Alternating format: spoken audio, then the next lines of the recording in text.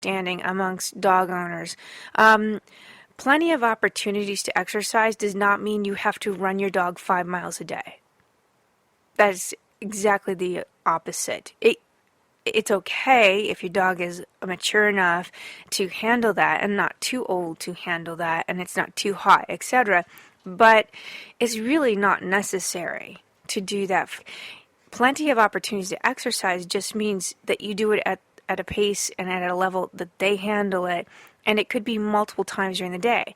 Again, looking at a puppy, Yonkers can only handle about like 10 minutes of like vigorous activity before she's like urinating on the floor anyway and overtired and snapping at everybody.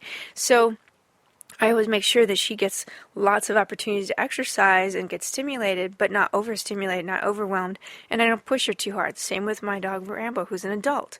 I don't want to run him to death, and then becomes like a torture thing for him. It's not necessary. Plenty of opportunities to exercise might be, hey Rambo, let's run along the back end of this couch and jump up onto my shoulder blades and just hold yourself there like a surf rider.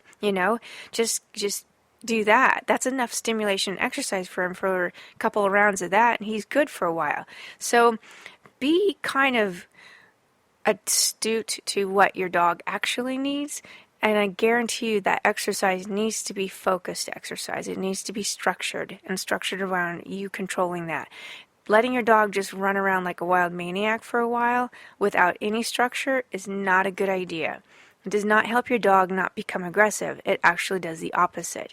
You need to make sure that exercise is focused on working with you, whether it's playing with them, whether it is training with them, whatever it is. It has to be structured and in control. Letting your dog run around like a wild maniac, like a frat boy, on whatever speed is just not going to happen. It doesn't help them at all. It actually makes them more aggressive and less socialized, actually. So that was number 3. Plenty of opportunities to exercise, but it's got to be controlled and focused and structured. And it doesn't mean blowing their, limbs out every day. All right, number 4, playtime is important, but you should avoid games that are overstimulating to your dog or pit them against you like wrestling or tug of war. I kind of have a little gray area with that with Dr. Becker. It is important.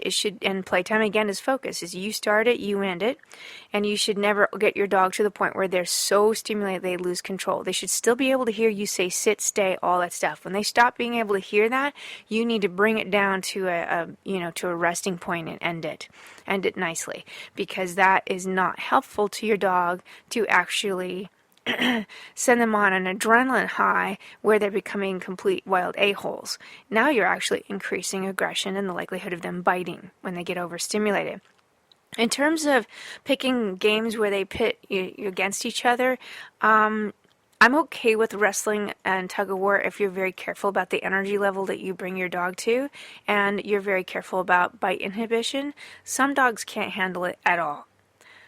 Most dogs can. There are some dogs who kind of just get overstimulated really fast and they turn into biters or what have you pretty quickly, and they have a hard time bringing it back down. So for those dogs who get overstimulated within like 30 seconds to 2 minutes, that's not a good idea, wrestling and tug of war. But for most dogs, it's okay if you just bring it up to like 2 notches before they blow the brains out in terms of overexcitement. So one of the key things is that they should get rewarded. Your dog should get more highly rewarded with verbal praise and petting, etc., when they are bringing their energy down. So once you get them up to a certain level with the playtime, then when they bring it down, you praise them even more for calming down than you did when you told them to go run and get the ball and they got it. So, and the same with tug of war. You give them more reward for dropping the rope than you do for pulling it. That is for pet dogs. When you're doing prey drive based training, that's a totally different thing. But most of you pet owners need to usually be more rewarded for relenting on the tug of war. If your dog struggles with that a lot, then you need to not do it. That's all. It's based on the dog. So I don't have a hard line on that one in terms of wrestling or tug of war. You just have to be really, really careful not to encourage the wrong behavior. Number 5, always use a leash when you're out in public with your pet. It seems pretty obvious. It's pretty much the law everywhere you go. But there's always opportunity, even with a really well-trained dog, that they can kind of get too excited and overreact, or they get overtired. My previous dog, Cassie, was super well trained, but if she had a long day, she'd be kind of like intolerant of, too many people hanging around her. And so I could see her kind of like retreating a little bit, and I would put the leash on her and walk her away and kind of give her a quiet place to go. So you never want to assume that my dog's so great they don't need a leash in somebody's backyard or whatever. So even if I'm at somebody's house and my dog's off leash, I've got a leash handy right with me so that I know that if something gets out of control, which can happen, you're dealing with animals, that you get control of them really quickly and calm them down. So it's kind of a no-brainer for me, but a lot of people kind of resist that. They feel like it's an insult in their training that they have to still use a leash. So just putting it out there. All right, number 6. If you allow your dog out alone in the fenced yard, make sure gates are secure and there are no other escape routes available. Well, what Dr. Becker is talking about right there is making sure your dog doesn't get out of the fence to go run and bite people. I would say take it a step further. I have a problem with leaving dogs in the backyard unsupervised anyway. Because when it comes to city dwelling, there's a lot of foot traffic compared to like if they were living on a ranch. Traffic going by, cats going by, dogs going by, people, kids, whatever. And if your dog sits out there with no structure all day long, they will create a job for themselves. And that includes fence charging and being super guarding and territorial. And unless you are trying to protect your yard from anybody stealing your pot plants or something, you really don't need to have a dog out there. And in that case, you are actually creating a dog, training a dog by neglecting them in the backyard to be biters. So I would say don't leave your dog in the backyard unless you're actually hanging out with them. This is going to only teach your dog to want to charge people and want to bite and escape to do so. So I just really have a problem with. I've seen so many clients and students whose dogs are just outdoor dogs, and they just wonder why their dogs just don't deal with people very well, and they always want to charge and bite at people. And I'm like, this is why, because you gave them nothing to do all day except figure something out in the backyard.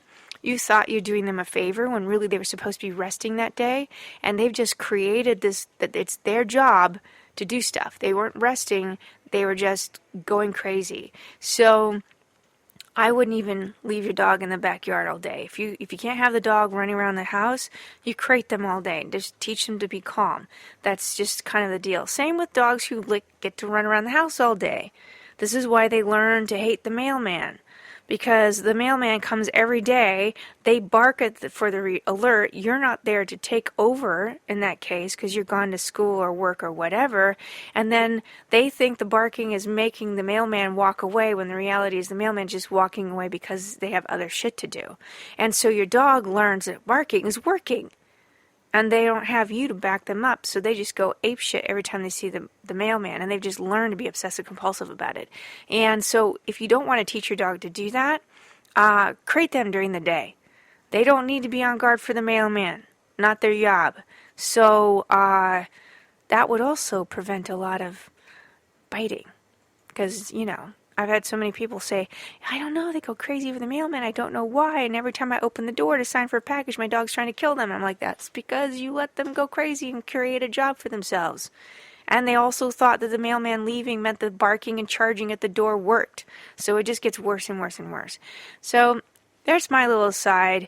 I really think it's a bad idea to let your dog run loose in the house to charge towards the mailman or charge the fence all day long. It's not really proactive in terms of preventing your dog from becoming a biter. It's actually the opposite. It'll make them a biter. All right, number 7, take proactive care of your pet's health. Sounds kind of weird, I suppose, if you're talking about preventing your dog from becoming a biter, but the reality is that if your dog's in poor health, if they're in pain, if they're disoriented because they have maybe a tumor or anything like that, that's going to cause your dog to be more reactive to their environment and not in a very positive way. A lot of times I've seen very obese dogs be very aggressive. Their sugar levels and etc. seems to change their hormonal balance, and they actually are a little tougher to deal with. So I would just be don't discount the diet, because it really is important that they stay in good health for them to be, comfortable with their environment in general. And definitely obese dogs have a tendency to be a little more aggressive because their sugar levels and hormone levels are just out of whack. So number 8, proceed with caution when it comes to vaccinating your pet. And this is coming from a veterinarian. Apparently there's a lot of evidence that's mounting the rabies hello, rabies vaccine in particular is contributing to aggression in some dogs. That's a quote from Dr. Becker. She recommends, and I recommend too, just getting the rabies vaccine that's a 3-year vaccine, and possibly going to a holistic vet to detox your dog from the carrier fluid. The vaccine has a carrier molecule and has a carrier chemicals, etc., to actually, make it a liquid to go into your dog's system. And apparently it's affecting dogs pretty severely in terms of their behavior. So check that out, consider that, and once there's some really solid findings on it in terms of like it's conclusive, I'll definitely keep you updated. But I've preferred the dogs get as few shots as possible. So go for the 3-year one, and then you can get at least in Los Angeles, you can get a 3-year license, and it's cool. Also, discuss with your vet the best time to spay or neuter your dog. If your dog's a little more aggressive in nature or in terms of like reactivity to their environment, you might consider neutering them or spaying them a little sooner than 6 months, but I wouldn't make it too early either, because that can also cause them. The Rescue Foundation, where I got Yonkers, wanted me to spay her at 8 weeks old, and I'm like, she's just barely growing. She's just barely weaned at this point, so I'm not comfortable with that. I understand they don't want more puppies. I don't either, but it's not healthy for the dog in terms of behavioral and physical growth. So just talk to your veterinarian about that in terms of behaviors. If you have I had a very aggressive cat. I neutered. He was literally just climbing the freaking walls. So I think it helped him a little sooner. I didn't do that with any of my pets before, but he was just extremely aggressive at 6 weeks old. Just an unusual situation. He's just a little hormonally imbalanced, and so I neutered him a little early. Teach kids and yours and others how to behave with an animal. I always make sure that I'm in control. I sit right between the dog and the child. I ask the parents of the child, may I touch your child's hand for safety, just in case, and show them how to pet the dog. If they're comfortable with it, then I go ahead and hold the child's hand and put the hand where it's supposed to be, on the chest, etc., not over the head.